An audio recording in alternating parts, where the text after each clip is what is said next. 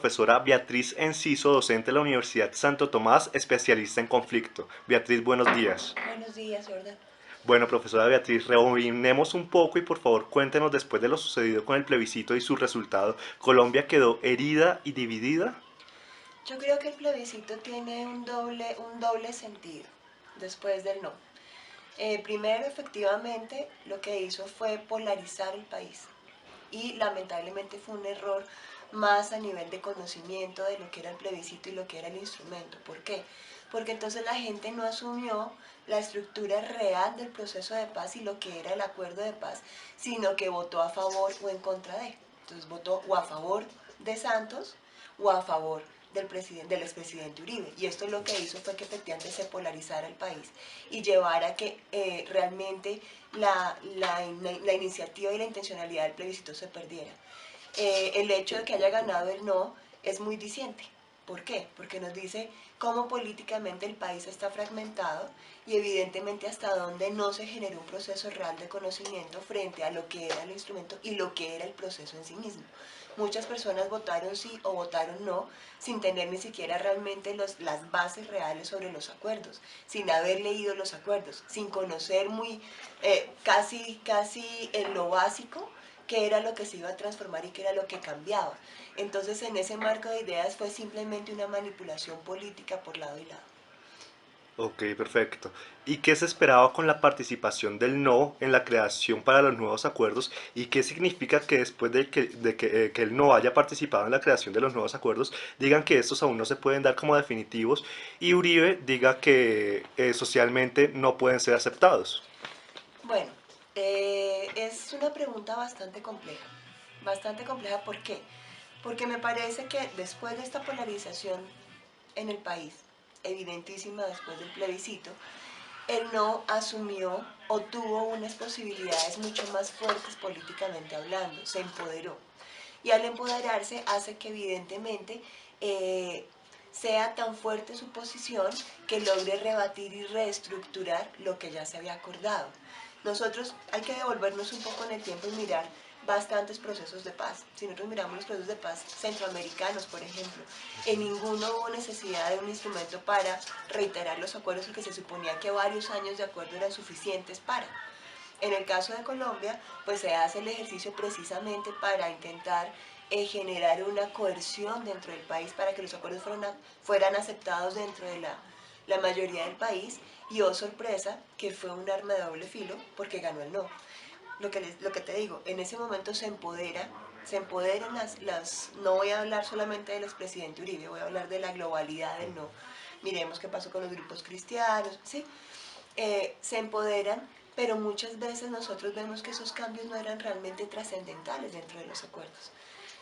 La percepción que quedó es que en gran medida muchos de esas apuestas que se estaban argumentando desde el no eran cambios que realmente ni siquiera tendrían que ser reales, porque es que efectivamente estaban planteados dentro de los acuerdos y no había un conocimiento real de los acuerdos. ¿Qué pasa ahora cuando efectivamente, luego de que ya firmamos la paz, se dice que estos acuerdos no son válidos? El expresidente puede decir lo que quiera. O sea, puede seguir generando una estructura política en contra de los acuerdos, pero lo que realmente en este momento se visibiliza es que se aceptaron y se adaptaron la mayoría de las sugerencias que se hicieron desde los bloques del no, se adaptaron al acuerdo. Y en este momento entonces ya se supone que hay un ejercicio democrático dentro del mismo. En el momento en que se firman ya es un ejercicio válido. Ya lo que hay que hacer es empezar a implementar. Yo que veo, me disculpará mi posición política allí, pero yo lo que veo es que efectivamente sigue siendo una herramienta de publicidad política pagada. Realmente así lo observo yo, ¿no? Donde efectivamente lo que se está haciendo es generando una serie de, de, de iniciativas alrededor de quienes lideraron el no para tener poder político frente a las elecciones del 2008, del 2018. Es como la necesidad de visibilizarse nuevamente políticamente para tener injerencia dentro de las próximas elecciones. Yo creo que no es un ejercicio realmente válido en este momento, políticamente hablando. Ok, perfecto. He visto que en redes sociales y en otros lados esta división ha generado conflictos entre las personas. ¿Esto a un futuro podría desencadenarse en algo mucho más fuerte? Lamentablemente, eh, lo que decía yo al principio, el plebiscito terminó polarizando el país. Y lamentablemente, tristemente, somos un país que aún le falta cultura política. Y en ese marco de ideas, entonces yo opino bajo supuestos, no bajo el reconocimiento y el conocimiento de. Entonces, si es difícil no ver esa polarización e intentar mantener esa polarización en las élites o en las academias, imagínense en el cotidiano y en el colombiano común. Efectivamente, las redes sociales se convirtieron en el espacio óptimo para que se dieran estas disputas. Pero si uno se pone a mirar sin tener, obviamente en este momento, estadísticas claras, si uno se pone a mirar realmente esas disputas, cuántas de estas realmente tenían soportes, cuáles realmente estaban argumentadas. Uno veía disputas entre amigos, entre conocidos, entre bloques políticos, todos, y muchos de ellos eran más viendo no el problema como un ejercicio común, ni como un debate, sino al otro como el enemigo. Entonces, lo que hizo fue que se volvieron más unos ejercicios de disputas personales que realmente un debate político claro. Esto lo que hizo fue que se aminoraran las posibilidades reales de observar lo que la herramienta, lo que el instrumento político nos puede dar y lo que efectivamente se iba a dar a futuro frente a cualquiera de las dos respuestas. Hay nuevos sectores en el país que se comenzarán a beneficiar con este nuevo acuerdo y si los hay, ¿qué sectores también se dejan de beneficiar? Bueno, lo que pasa es que la guerra siempre ha sido un negocio, y entonces hay que mirarlo desde esa perspectiva también. El conflicto en sí mismo genera necesidades y obligaciones y al mismo tiempo beneficios. ¿Quiénes nos beneficiamos? Con una posibilidad de una estructura de paz, pues nos beneficiamos todos, todos como país. ¿Qué pasa? Lo realmente grave acá es que la gente piensa que porque se firmó el acuerdo, de la noche a la mañana todo va a mejorar y todo va a cambiar, y eso no es cierto. Porque realmente tenemos unos problemas estructurales que hay que trabajar de fondo. Porque si hablamos de una posibilidad de posconflicto, simplemente la firma del acuerdo es el principio. Hay que empezar a reestructurar el Estado en sí mismo. Entonces, obviamente, ¿quiénes se benefician? Todos. Todos nos beneficiamos en la medida que podamos construir país. ¿Quiénes dejan de beneficiarse? Aquellos que tenían intereses políticos y económicos frente a la guerra y frente al conflicto. El solo hecho de que el Estado tenga que reestructurarse hace que se reevalúen también estructuras económicas y políticas. Y eso le quita poder y le quita soberanía y casi que legitimidad a muchos espacios que simplemente han sido históricamente manejados y perdurables. Entonces lo que hay que tener en cuenta allí es que siempre habrán bloques que tienen intereses económicos dentro del conflicto en sí mismo que se verán afectados si no hay esta dinámica, ¿no? Si no hay esta dinámica de manejo de armas, de controles políticos y militares, territoriales. Lo realmente preocupante es entonces qué pasa ahora, ¿no? Uno, la pregunta anterior con esta, me decías que efectivamente qué implicaciones podría haber, ¿no? Lamentablemente estamos viendo en este momento violaciones de derechos humanos reconocidos. Entonces, cuando ganó el no, yo voto por el sí. Cuando ganó el no, eh, creo que se agradeció solamente un elemento, y es que se trancó en una medida lo que posiblemente iban a ser crímenes de Estado y lo que evidentemente podría ser tristemente en la aparición de nuevos atentados en contra de la izquierda o en contra de los movimientos defensores de derechos humanos. ¿Qué pasó ahora? Estamos empezando a ver todas las muertes y los asesinatos de las nuevas líderes, de mujeres líderes. Estamos viendo cómo el campesinado nuevamente se está viendo afectado, y además tenemos una herencia de negociaciones bastante compleja, ¿no? Entonces, nosotros firmamos este proceso de paz, asumimos la paz con uno de los grupos armados, pero lamentablemente no hemos sanado ni hemos terminado de estructurar lo que quedó en el pasado. ¿Qué pasa, por ejemplo, en el momento en que no se ha logrado realmente reparar a las víctimas con relación a la ley de justicia y paz, del paramilitarismo? Ellas se pasó a la página y siguen quedando esos vacíos dentro de sus procesos de reparación. ¿Qué va a pasar ahora entonces en el momento en que el Estado no pueda generar un proceso real de control para que los nuevos grupos al margen de la ley o inclusive las bandas criminales como las BACRIM tomen alternativas o tomen acciones directas frente a aquellos que no solamente defendieron el proceso, sino que son defensores de derechos humanos o que tienen que ver con la izquierda en el país? Eso no se ha hablado, por ejemplo. O sea, ahí creo que es una gran pérdida. En el momento en que, por ejemplo, las BACRIM, los grupos criminales, bandas criminales, no van a tener igual de control territorial en el microtráfico. ¿Qué va a pasar allí, por ejemplo? Eso es lo que el Estado tiene que prever en algún momento. ¿Qué se logra al hacer que las FARC presenten un inventario de sus bienes y activos? Bueno, yo creo que tiene una intencionalidad básica y es lo que tiene que ver, te lo venía hablando en la pregunta anterior, con reparación. En el momento en que se hace un inventario de bienes, se supone que es porque se surge la necesidad real de la reparación a las víctimas. Ten en cuenta que la reparación se da en tres medidas. Uno piensa que la reparación solamente es económica y no. Se habla de la indemnización, que son las reparaciones o las vueltas económicas que tienen que ver con lo material y lo inmaterial, daños materiales e inmateriales. En segunda instancia, todas las medidas de satisfacción, donde efectivamente a ti lo que hacen es que te generan unas estructuras claras para devolverte a lo que la víctima tenía antes de la vulneración. Y en tercera instancia, lo que tiene que ver con la dignificación de las víctimas en sí mismo con relación a la memoria. Cuando a las FARC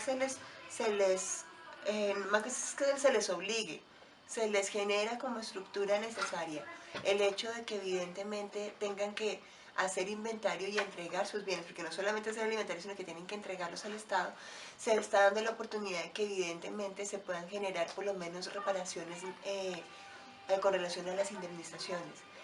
No se va a lograr reparar la totalidad de las víctimas jamás, porque el rubro no será suficiente, así como pasó con el paramilitarismo, tampoco fue suficiente, pero por lo menos es una entrada de la cual el Estado puede disponer para generar estas estructuras, primero.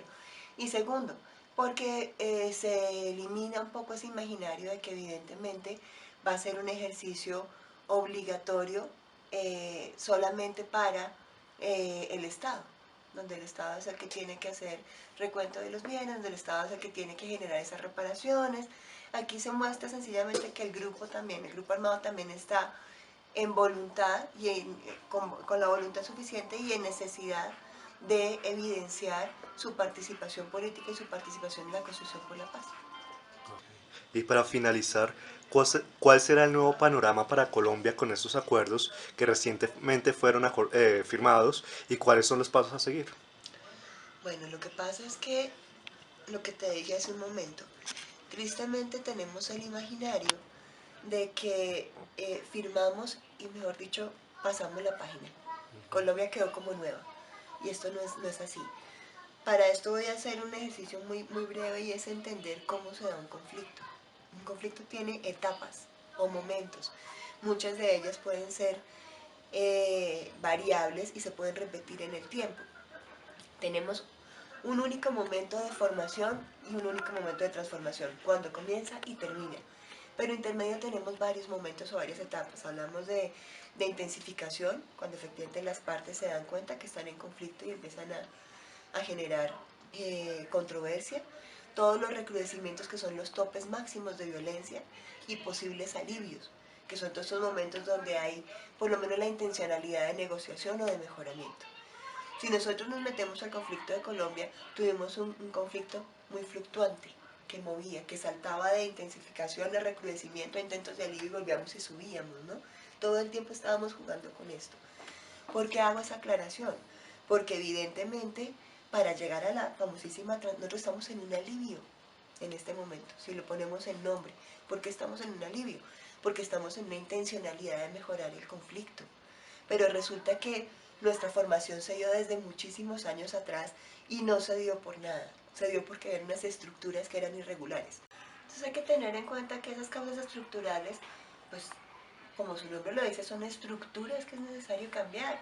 Con la firma del acuerdo, nosotros no vamos a dejar de lado una serie de problemáticas que vienen acompañando al conflicto durante 60 años.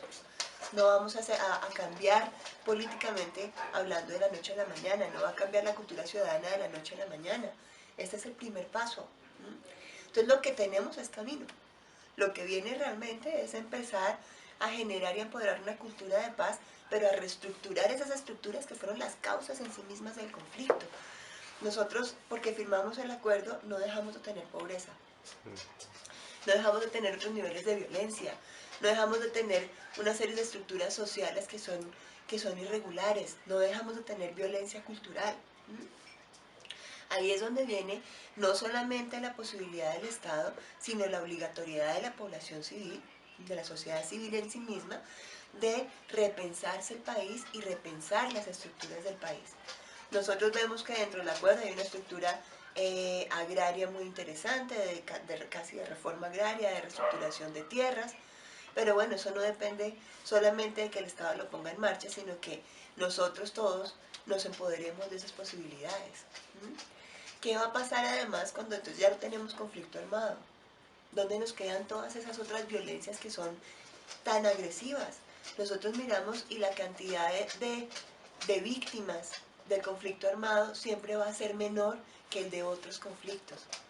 Voy a poner ejemplos básicos, ¿no? La todos los crímenes de la delincuencia común. ¿Qué va a pasar, por ejemplo, con las violencias de género? ¿Qué pasa con todo lo que tiene que ver con las violencias étnicas? Que no están atravesadas directamente por un grupo armado, que no dependen ni de la confrontación de los diferentes actores, Estado, paramilitarismo, guerrilla. ¿Qué pasa allí? Entonces, realmente es un ejercicio de doble vía. El Estado debe poner las herramientas para reconstruir al Estado en sí mismo y las estructuras políticas, sociales y económicas que llevaron al conflicto. Pero la población civil también tiene que cambiar el imaginario de no estar solamente esperando que el Estado le dé, sino a cambiar formas actitudinales y formas de observar las posibilidades de participación dentro del Estado. Si esto no se da en esa doble vía, sencillamente firmamos un acuerdo, pero vamos a seguir acelerando las cosas. ¿Qué pasó, por ejemplo? Yo pongo ejemplos históricos muy básicos. ¿Qué pasó luego de Justicia y Paz? Ya no tenemos paramilitares, no tenemos grupos paramilitares, pero tenemos muy puntualmente bandas criminales que cambiaron probablemente su intencionalidad original, en este momento ya es el ejercicio del microtráfico y estas cosas, pero que siguen siendo paramilitares disfrazados, en primera instancia, y segundo, siguen teniendo casi los mismos mecanismos sangrientos del paramilitarismo. Entonces, ¿allí qué pasó? Simplemente se firmaron los acuerdos, aparentes acuerdos, a través de la ley, se entregaron las armas, pero no se generó una reestructuración, y tenemos niveles de violencia altísimos. Cuando uno habla dentro de la teoría de los procesos de paz, hay varios modelos. Uno de esos es precisamente la reinserción, que hace parte normalmente de los procesos de intercambio como el nuestro. El nuestro es intercambiar algo a cambio de la paz. ¿Y qué nos vamos a encontrar? El riesgo más grande es precisamente el volver a las armas. ¿Qué va a pasar en el momento en que todos estos guerrilleros no tengan realmente una entrada política clara?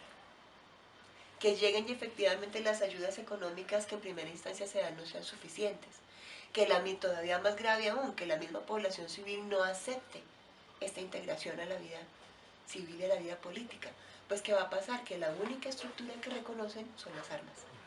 Que su forma de vida son las armas.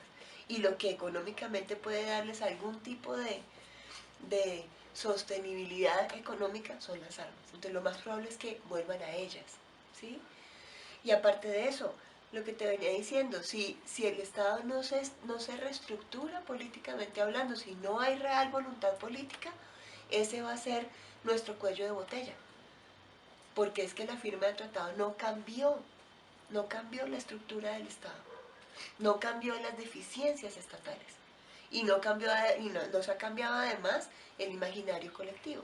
Entonces esto lo que hace es que evidentemente se nos va a volver un ejercicio cíclico, porque lo que en algún momento disparó el conflicto puede volver a dispararlo así ya hayamos firmado.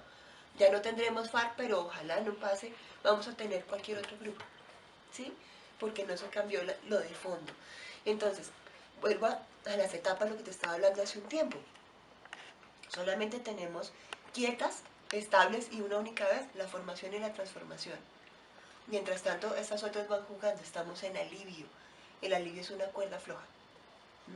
Si no se cimenta lo suficientemente bien, si no es lo adecuadamente fuerte, lo más probable es que vuelva y se dispare hacia arriba. Es más probable que se vuelva a recrudecimiento, que se vuelva a la forma de conflicto, a que lo transforme completamente. Entonces es un ejercicio muy arduo que hay que hacer ahorita. Ahorita solamente es el comienzo. Y hay que cambiar realmente la forma de pensamiento dentro de la población civil, y hay que tener y evidenciar la voluntad política. Ojalá que en estas elecciones del 2018 no nos cambie la perspectiva, ¿no? Sobre todo esas iniciativas de cambio, esas necesidades de transformación no se evidencien por intencionalidades políticas exclusivamente, sino que se mire la necesidad de postergar y mantener en el tiempo este acuerdo desde las reales necesidades, no solamente de los que fueron en algún momento militantes, sino sobre todo de la población civil. Bueno, agradezco mucho la ayuda de la docente Beatriz Enciso, especialista en conflicto para este trabajo de producción de medios prensa de la UNAT. Mil gracias.